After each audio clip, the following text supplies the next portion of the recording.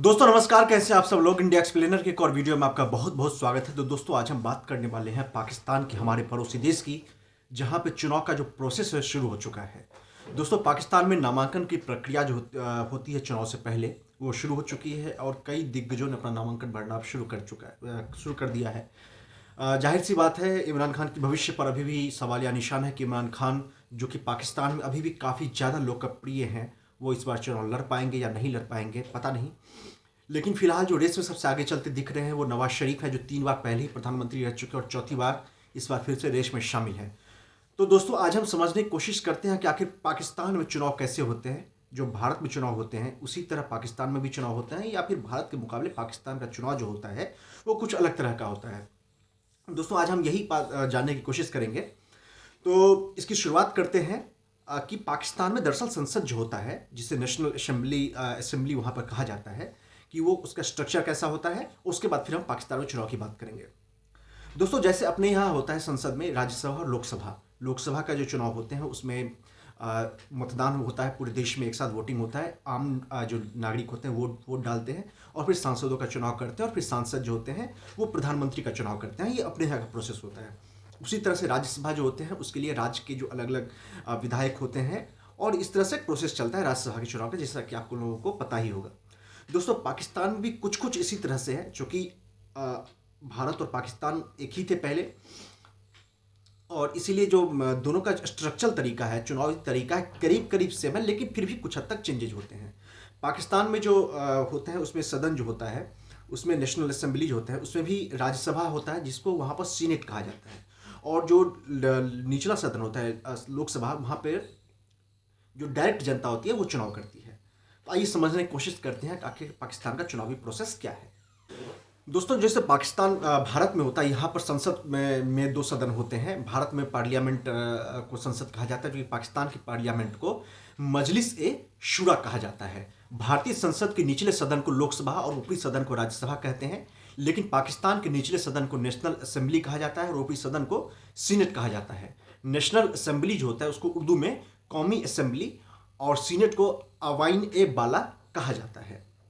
इसके अलावा दोस्तों सबसे दिलचस्प बात यह है कि पाकिस्तान का जो चुनावी प्रोसेस है उसमें महिलाओं के लिए जो होता है वो 60 सीटें जो होती हैं वो रिजर्व होती हैं। ये इसका प्रोसेस क्या है मैं आपको बताता हूँ।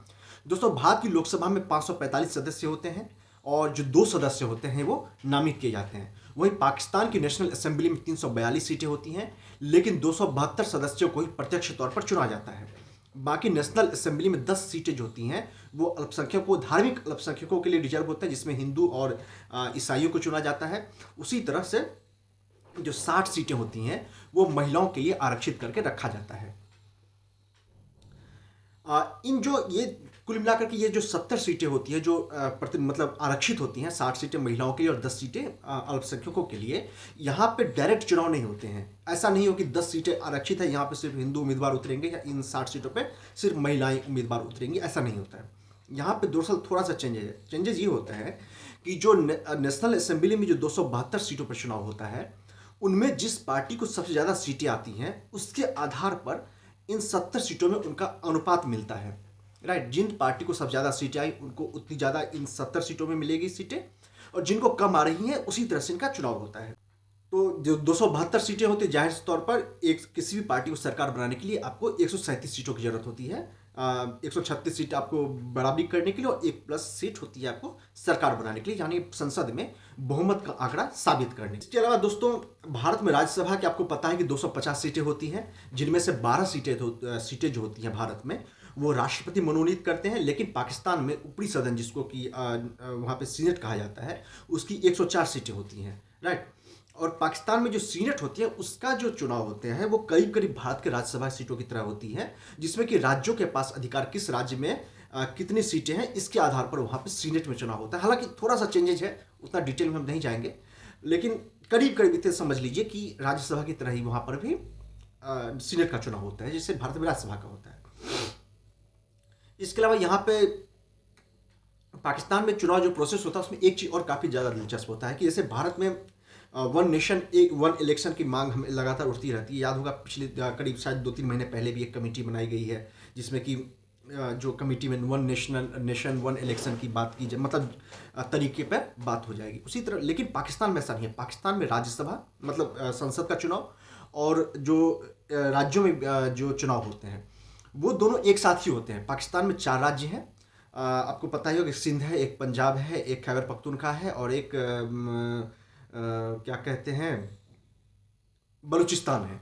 इन चारों सीटों पर, इन चारों राज्यों में और संसद में एक साथ ही चुनाव होते हैं। वन नेशन वन इलेक्शन वहां पे आप कह सकते हैं कि पहले से ही लागू है।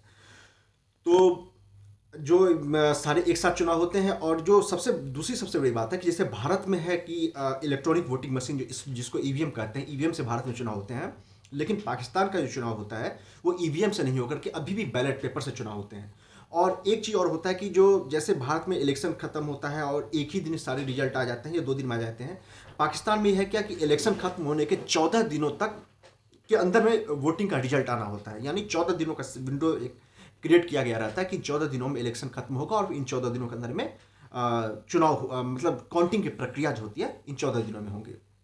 दोस्तों, राज्यों की सीटों की बात करें तो जनसंख्या के लिहाज से पंजाब जो है पाकिस्तान में सबसे बड़ा और पॉलिटिकली भी सबसे ज़्यादा शक्तिशाली राज्य है, पंजाब है।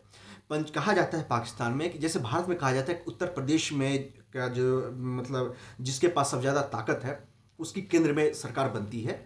जैसे याद होगा कि अभी जैसे बीजेपी को उत्तर प्रदेश में काफ़ी एक प्रबल बहुमत है, तो उत्तर प्रदेश भारत में केंद्र में बीजेपी की सरकार है। उसी तरह पाकिस्तान में पंजाब में जिसका बहुमत है, पंजाब में जिसकी पकड़ है, वहाँ पर केंद्र में उसकी ही सरकार बनती है। तो पंजाब जो है वहाँ पे सब ज़्यादा पंजाब में प्रांत जो है उसमें 141 सीटें हैं पाकिस्तान में, जबकि खैबर पख्तूनख्वा में 39 सीटें हैं, सिंध में 61 सीटें हैं और बलूचिस्तान जो है वहाँ पर 16 विधानसभा की सीटें हैं। इसके अलावा फाटा यहाँ पर 2 केंद्र शासित प्रदेश है, एक फाटा है FATA और एक होता है इस्लामाबाद कैपिटल है। तो इन दोनों में इस्लामाबाद कैपिटल टेरिटरी है उसमें 3 सीटें और फाटा में आपको 12 सीटें हैं।